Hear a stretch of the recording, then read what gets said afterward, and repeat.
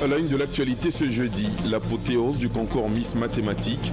La marraine du concours, la première dame de Côte d'Ivoire, Dominique Ouattara, a remis ce jeudi les récompenses des lauréates.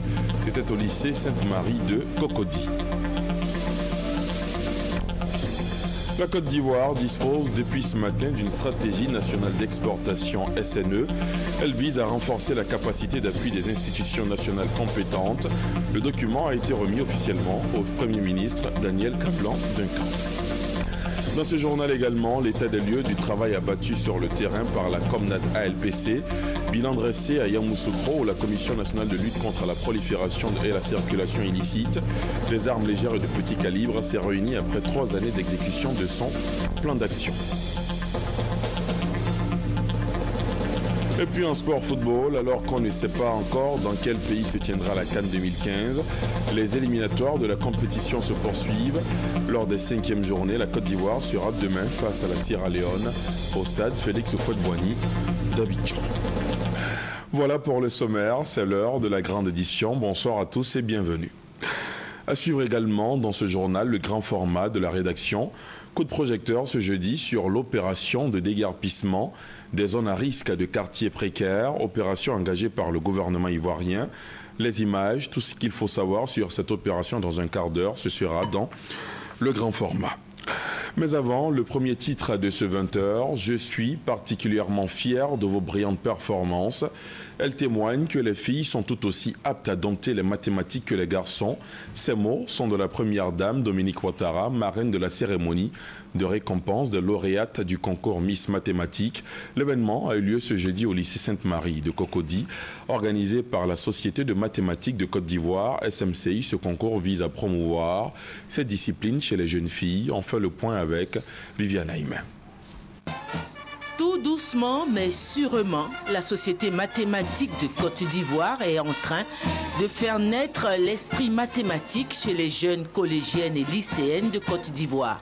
En témoigne l'intérêt croissant accordé au concours Miss Mathématiques institué depuis l'an 2000.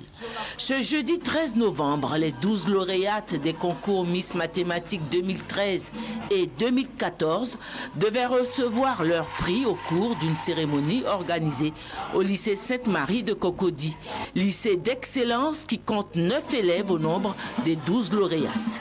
Marraine une fois encore de cette nouvelle promotion de jeunes mathématiciennes, après le parrainage qu'elle a accordé à la promotion précédente, celle de 2012, la première dame de Côte d'Ivoire, Dominique Ouattara, qui fait de la promotion des femmes un de ses credos.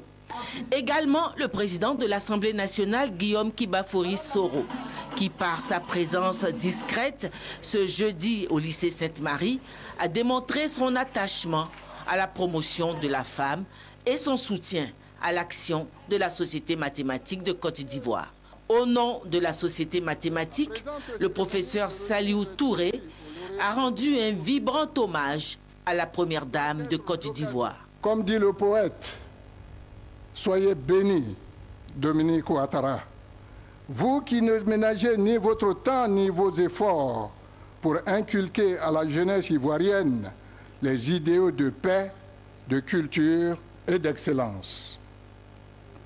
Au nom de la communauté mathématique de Côte d'Ivoire, je voudrais vous dire une fois de plus merci pour votre soutien permanent et pour vos encouragements sans lesquels la Société mathématique de Côte d'Ivoire ne saurait se rendre utile aux enseignants et aux élèves de notre pays.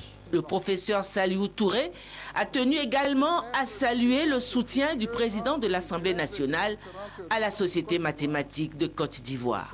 Je voudrais mentionner tout spécialement Monsieur le Président Guillaume Kibafori-Soro, président de l'Assemblée nationale, pour les encouragements et tout l'appui qu'il ne cesse de nous accorder dans la réalisation de nos programmes d'activité. La ministre de l'Éducation nationale, Kandia Camara, n'a pas été oubliée. Madame la ministre Kandia Camara, ministre de l'Éducation nationale et de l'enseignement technique, depuis votre nomination à la tête de ce vaste ministère, l'espoir renaît progressivement mais sûrement. Oui, Madame la ministre, Sous votre haute autorité, l'école ivoirienne est en train d'écrire les plus belles pages de son histoire récente. Le concours Miss Mathématiques comprend 2 niveaux. Le niveau des classes de 3e et le niveau des classes de terminale C. Pour l'année 2013, la lauréate nationale niveau 3e est Ouattara Maria, avec une moyenne au concours de 16,25 sur 20. Elle est élève à l'Institut Froebel de Marcory. La lauréate nationale niveau terminale C pour l'année 2013, Oyeribola Jocelyne du lycée Sainte-Marie, avec une moyenne de 12,50 sur 20. Pour l'année 2014, la lauréate du concours niveau 3e est Agbalessi Christine Alexandra du lycée Sainte-Marie, avec une moyenne de 15,25 sur 20. La lauréate du concours niveau terminal C est Traoré Aïcha du lycée Sainte-Marie, avec une moyenne de 13,75 sur 20. Primé, meilleur établissement au cours de l'année 2013. Premier, le lycée Sainte-Marie de Cocody. Second, le lycée moderne de Port-Bouët. Et troisième, l'Institut Froebel de Marcory. Meilleur établissement au cours de l'année 2014. Premier, lycée Sainte-Marie. Deuxième, collège Saint-Viateur. Troisième, lycée moderne des jeunes filles de Yopougon. Les lauréats ont reçu leur récompense des mains de la première dame qui a offert des dons en nature et en espèces d'une valeur totale de 27 millions. Pour finir, elle a adressé ses félicitations et ses conseils à ses filleuls. C'est avec une réelle satisfaction et une grande fierté que j'adhère à la conquête des mathématiques par nos jeunes filles.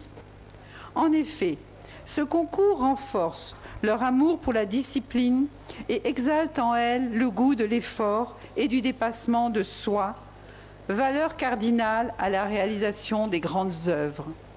Nos lauréates sont donc promises à de brillants destins dans un contexte où les compétences de la femme sont reconnues et prises en compte dans notre pays.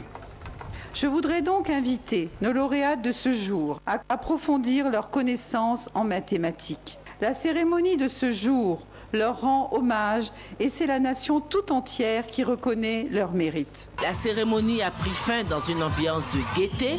La première dame a accédé à la doléance formulée par la proviseure du lycée Sainte-Marie de réhabiliter la partie endommagée des dortoirs afin de permettre à l'internat du lycée de fonctionner à plein régime. À suivre dans quelques minutes dans ce journal, le dossier du jeudi en lieu et place du grand format. Comme annoncé, le grand format vous est proposé, souvenez-vous, tous les lundis. La Côte d'Ivoire dispose depuis ce matin d'une stratégie nationale d'exportation SNE. Elle vise à renforcer la capacité d'appui des institutions nationales compétentes afin d'accroître la compétitivité à l'exportation, les liens avec les marchés régionaux et internationaux et les recettes à l'exportation des petites et moyennes entreprises PME dans les secteurs à fort potentiel. Le document a été remis officiellement ce jeudi au chef du gouvernement ivoirien, Daniel Kablan-Duncan. Les précisions de Francis Boifou. Le document de stratégie nationale d'exportation SNE remis au Premier ministre Daniel Kablan-Duncan par la directrice exécutive du Centre du commerce international, Arantxa González. Il contient les actions à mener par la Côte d'Ivoire pour diversifier ses marchés d'exportation les 5 années à venir. La stratégie nationale d'exportation est désormais la feuille de route pour développer le commerce ivoirien. C'est une stratégie qui va aider les Ivoiriens à relever les défis et à créer une véritable culture à l'exportation, de plus de valeur ajoutée. C'est aussi une stratégie qui va nous aider à créer une culture de l'entrepreneuriat, à la création, à la formulation d'une politique de commerce que je vais appeler 2.0, plus tournée vers les services. Pour le Premier ministre Daniel Kablan-Duncan, la mise en œuvre de la stratégie nationale d'exportation va accroître le taux des échanges avec les marchés internationaux et régionaux. Dans le même sens, le gouvernement est actuellement en initiative et en réflexion accélérée pour l'étude et pour la mise en place d'une institution chargée de gérer l'assurance crédit à l'exportation.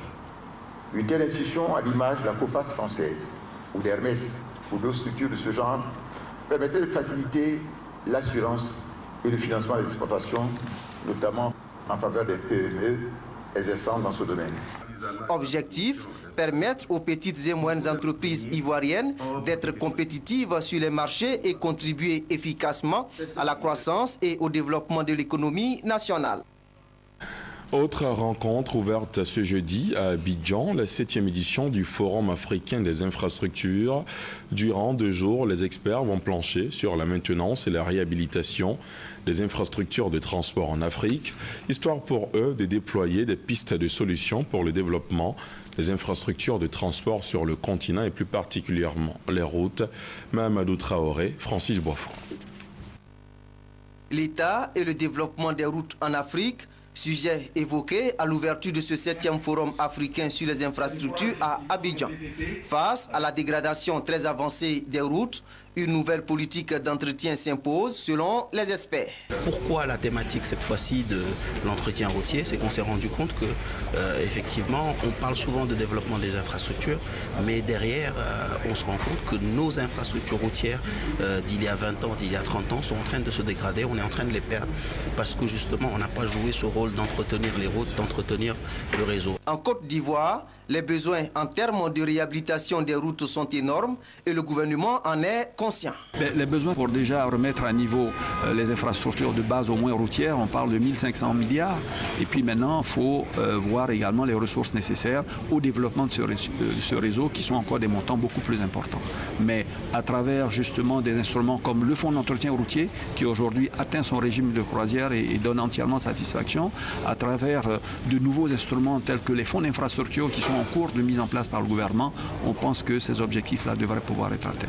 Pour les experts, l'accent doit être mis sur la qualité des études techniques préalables à la construction des routes.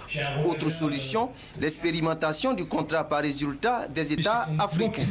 C'est un contrat qui enjoint aux entreprises de non seulement construire des routes de bonne qualité, mais aussi de les entretenir.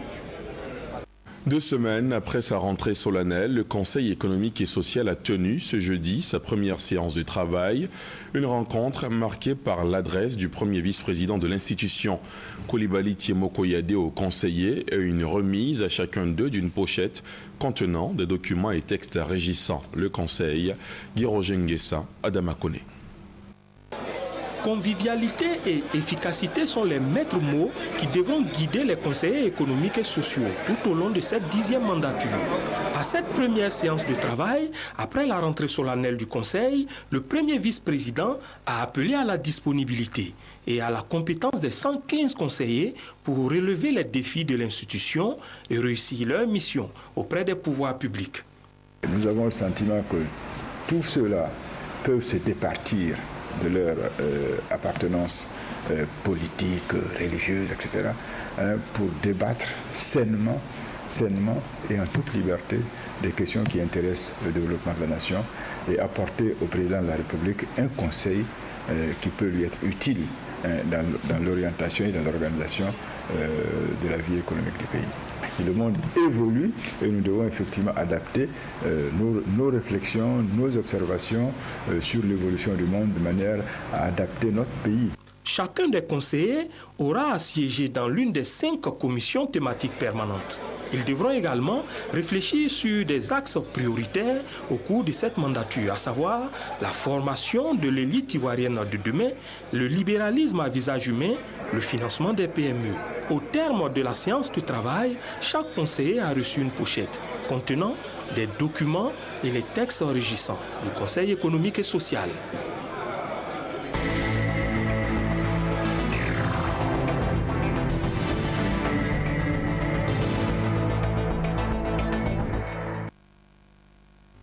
Place au dossier du jeudi. On s'intéresse ce soir à l'opération de déguerpissement des zones à risque de quartiers précaires, opération engagée par le gouvernement ivoirien.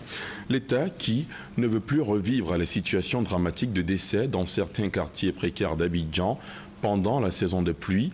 Alors, après avoir identifié les zones à risque, il a entrepris une vaste campagne de sensibilisation en prélude à une opération de déguerpissement. Atekoubé et plusieurs autres communes du district d'Abidjan abritant ces quartiers sont ciblés. Les démolitions ont commencé et cette fois, le gouvernement est déterminé à aller jusqu'au bout de son action dans un souci de protection civile. Les coulisses de cette opération, toutes les images, tout ce qu'il faut savoir sur cette opération dans le dossier de ce jeudi. Il est signé Serge Coléa. Voici ce qui reste du désormais ex-quartier Boribana Séfi en bordure de lagune dans la commune d'Atekoubé, en plein cœur d'Abidjan. Certains anciens habitants qui fréquentent encore les lieux ont du mal à accepter la réalité. Avant de nous chasser, normalement, il doit nous donner quelques coins où on va habiter. Mais venir casser comme ça seulement sans avertir, ça aussi c'est pas bon. Quand ils ont rasé le quartier Séfi, la population de Séfi est venue s'entasser à la population de Boribana. Quelques-uns ont même trouvé refuge au foyer des jeunes de la commune d'Atekoubé. On est 100 personnes seulement ici. Ben, les autres ont trouvé l'argent, on va aller chercher une maison. Mais nous, rien. Cette opération de déguerpissement des populations et des mesures d'accompagnement ne date pas d'aujourd'hui. Les sites que nous sommes en train de déguerpir ont été identifiés depuis 2012. Et ceux qui habitaient ces endroits à l'époque ont reçu des titres d'accompagnement. À l'Office national de la protection civile, cette opération de déguerpissement est d'une nécessité vitale. Elle est la matérialisation de la volonté des autorités gouvernementales, celle d'éloigner les populations des zones à risque en démolissant systématiquement ces quartiers qui ont enregistré une quarantaine de morts cette année pendant la saison des pluies. Au niveau du district d'Abidjan, 75 zones à risque ont été identifiées pour être déguerpies. Nous sommes pour l'instant à Atekoubé Boribana. Nous avons déjà effectué aussi des déguerpissements à Djamé et ensuite nous viendrons à Cocody, de même qu'à Yopougon et à Bobo. En priorité, ces 5 communes sont concernées par l'opération de déguerpissement. Nous avons travaillé avec les mairies, la préfecture d'Abidjan, pour l'information et la sensibilisation des populations concernées. L'opération mobilise les services des ministères de la Construction, des Infrastructures et le ministère d'État, ministère de l'Intérieur et de la Sécurité à travers l'Office national de la protection civile.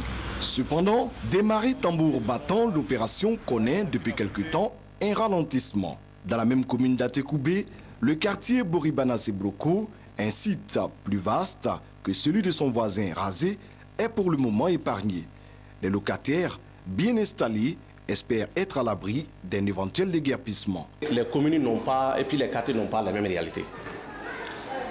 Dans les quartiers Sobroko, ici, ce n'est pas toute la zone qui est des zones à haut risque. Ce n'est pas à la population habitant une zone donnée de dire que la zone est à risque ou pas. L'État, à travers le ministère de la Construction, a des agents qui sont là pour déterminer qu'une zone est à risque. Lorsque vous avez des habitations qui sont sur les flancs des collines, lorsqu'on a des habitations qui sont dans les rivières, dans les talwecs, les techniciens du ministère de la Construction déterminent que c'est une zone à risque. Situation identique au quartier Mosikro. Ici, les pluies diluviennes ont endeuillé de nombreuses familles. Dans cette cour, par exemple, 4 morts ont été enregistrés. Mais des locataires continuent d'y demeurer. Peut-être attendent-ils les engins de démolition pour se décider à partir. Avec le DG de la Construction, nous sommes en contact permanent. L'opération se poursuivra. L'État de Côte d'Ivoire ne jette pas sa population à la rue. On les accompagne dans l'immédiat et dans un avenir proche, l'État mettra des logements à leur disposition. Mais ces logements ne seront pas gratuits. Ce sera en fonction de leur bourse.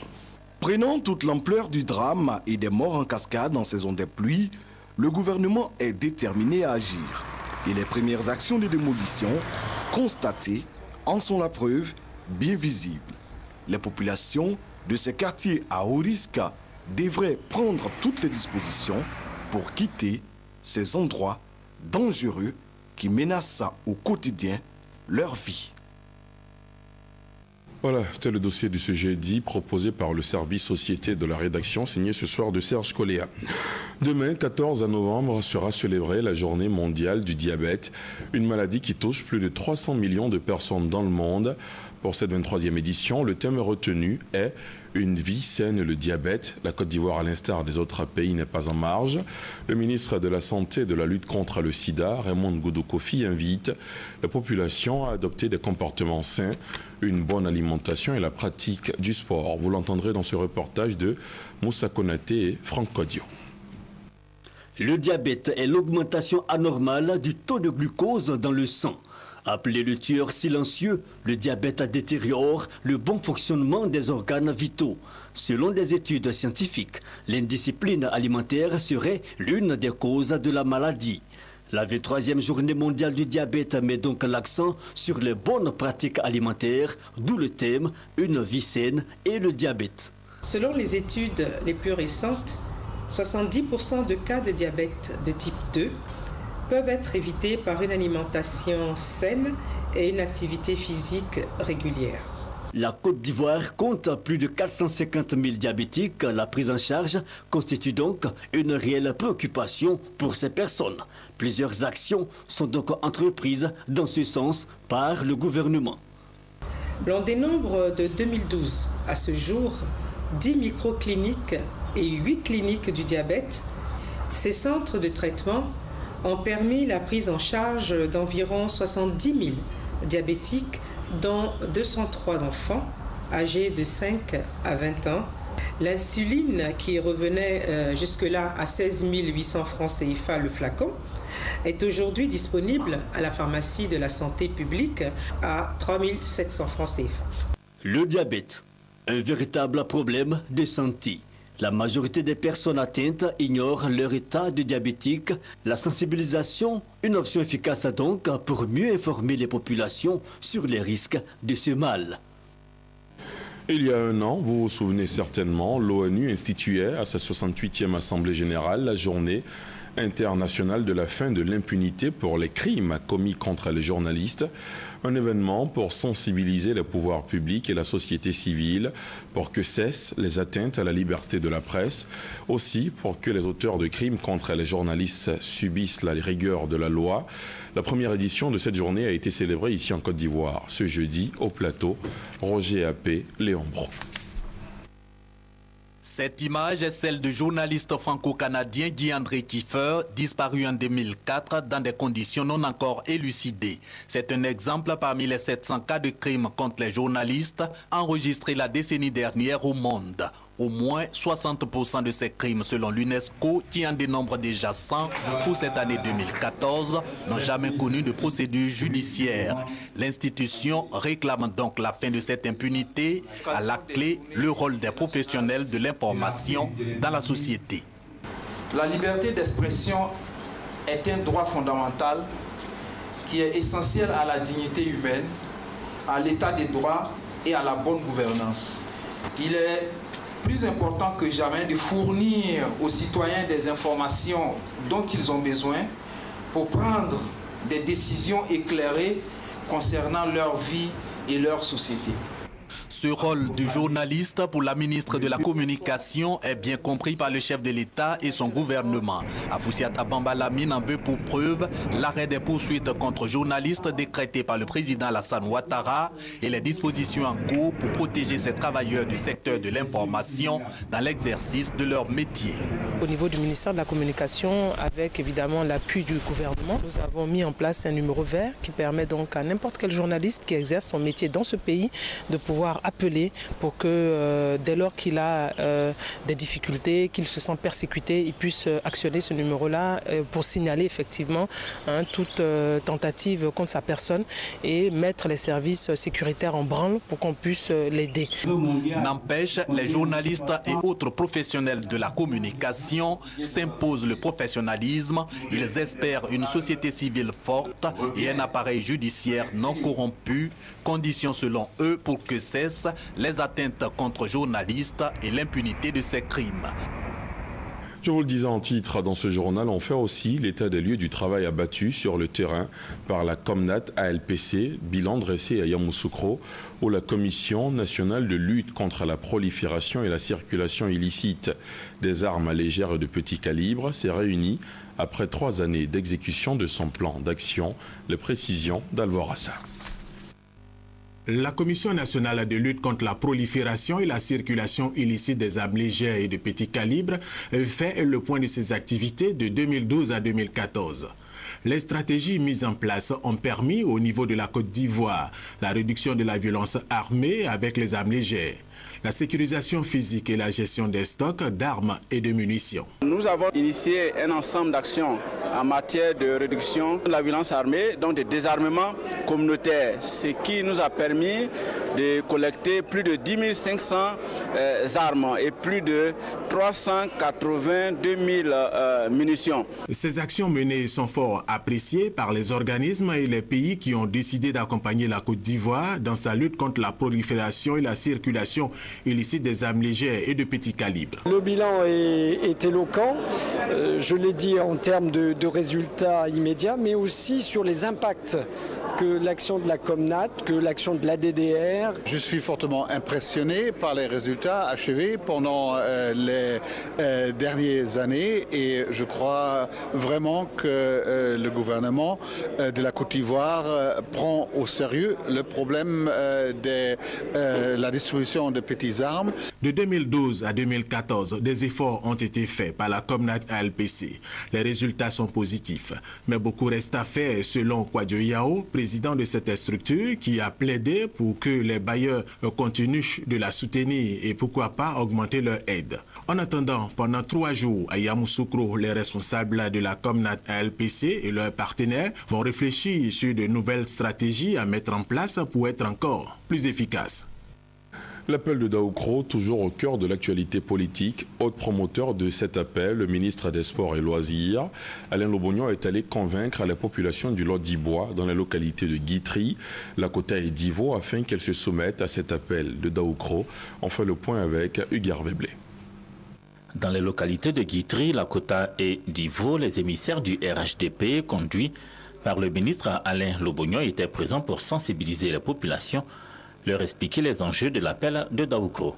Pour le ministre Alain Lobognon, l'appel de Daoukro répond à un objectif majeur, assurer le succès du RHDP à l'élection présidentielle de 2015. L'appel de Daoukro sonne comme un appel à la fin de la guerre. Il faut rester mobilisé, mais il faut rester unis pour développer ensemble la Côte d'Ivoire. C'est le sens de l'appel. Les populations ont accueilli favorablement cet appel. Pour elles, cette vision du président Henri Konan Bédié est gage de paix pour la Côte d'Ivoire. Elles se disent donc mobilisées pour la réélection en 2015 du président Alassane Ouattara. Amadou Kourouma, né en 1927 à Boundiali dans le nord de la Côte d'Ivoire, est décédé, souvenez-vous, le 1er décembre 2003 à Lyon en France. Arrivé hier, ses restes seront inhumés demain vendredi au cimetière de Williamsville, c'est au nord d'Abidjan. Avant son décès, Amadou Kourouma a publié plusieurs œuvres littéraires. Notre reporter Koné Pargassoro revient sur son parcours littéraire et professionnel. Rue Amadou Kourouma, 1927 et 2003. C'est ce qu'indique cette pancarte située aux 2 plateaux, non loin du domicile du célèbre écrivain Amadou Kourouma. Désormais, cette rue porte le nom Amadou Kourouma, décédé à Lyon, en France, en 2003. Donner le nom de cette rue à Amadou Kourouma, qui y habitait, c'est rappeler son souvenir et de rendre à la postérité pour que les Ivoiriens se souviennent. Veuve Christiane Kourouma, l'épouse d'Amadou Kourouma, se félicite de cette initiative des autorités ivoiriennes. Plus tôt ce matin, à l'école normale supérieure ENS, cet ancien enseignant et ancien membre de l'Académie des sciences, des cultures, des arts d'Afrique et de ses diasporas, ASCAD, est honoré par ses pairs. Une salle de classe lui est désormais dédiée. Consolons-nous, chers parents, chers amis et collègues d'Amadou Kourouma. Notre motif de consolation, c'est Amadou Kourouma lui-même qui nous le donne. Et je cite, « La mort engloutit l'homme, elle n'engloutit pas son nom et sa réputation. » Plus qu'un écrivain, Amadou Kourouma reste et demeure un éveilleur de conscience. Il dira d'ailleurs dans son roman Les Soleils des Indépendances à la page 10, et je cite, « Lorsqu'un Doumbia ou un Kourouma meurt, son homme retourne toujours sur sa terre natale. » Fin des citations. Décédé en terre française, Amadou Kourouma sera inhumé le vendredi sur sa terre natale, la Côte d'Ivoire. Du sport, football pour terminer, alors qu'on ne sait pas encore dans quel pays se tiendra la CAN 2015. Les éliminatoires de la compétition se poursuivent. Lors des 5e journées, la Côte d'Ivoire sera demain face à la Sierra Leone au stade Félix Houphouët-Boigny d'Abidjan. Battre la Sierra Leone pour la 2e fois sur cette pelouse, c'est donc le défi que tiennent à relever Hervé Renard et ses poulains. Dans cet esprit qu'a eu lieu un regroupement cet après-midi au stade Félix Houphouët-Boigny en présence d'Anne-Marie Nguessan. Dernière séance d'entraînement dans une ambiance décontractée. Mais les 23 poulains d'Hervé Renard sont tout aussi appliqués et concentrés. Ils ne perdent pas de vue l'essentiel qui est de faire de bons résultats à domicile afin de se qualifier pour cette prochaine CAN. On doit gagner le match de demain, donc on n'a pas droit à l'erreur. Le plus important, il faut qu'on soit positif et puis donner le maximum de soi demain. Non, ça me fait chaud au cœur, je suis très content d'être là avec mes amis et de retrouver le Félicia. Donc j'espère que ça va être un beau match demain, on va pouvoir quand même avoir un bon résultat parce que voilà, il faut tout faire pour se qualifier. On est motivé, on sait que c'est un match très important. Maintenant, on n'a pas de choix, on sait que pour se qualifier, il faut gagner les deux matchs qui restent. Donc on se prépare bien, on est confiant, on sait qu'il y a une possibilité de qualifier. En ce qui concerne le cas Didier Zokora, viendra ou viendra pas, le ministre des Sports se prononce. Il viendra. Il faut éviter donc d'en rajouter. Certains jours avant lui avaient renoncé, ils sont revenus. En France, vous avez Zinedine Zidane qui était parti, qui est revenu lorsque son pays a eu besoin de lui. Et il sera présent. Maintenant, il appartient à l'entraîneur de décider à quel moment il l'utilise. L'équipe de la Sierra Leone s'est entraînée peu avant les éléphants. Et son capitaine, Chérif Assouma, reste optimiste. On est venu ici pour gagner le match parce qu'on a la chance. Ça reste des matchs. Donc si on gagne les 2 matchs-là, on s'est qualifié pour le CAN dans 2015. La Sierra Leone 1 point et la Côte d'Ivoire 4 points dans le groupe D s'affrontent ce vendredi 14 novembre à 15h GMT au stade Félix Houphouët-Boigny dans le cadre de la 5e journée des éliminatoires de la CAN 2015. C'est la fin de ce journal. Merci de l'avoir suivi. Je vous souhaite de passer une excellente soirée sur la chaîne qui rassemble.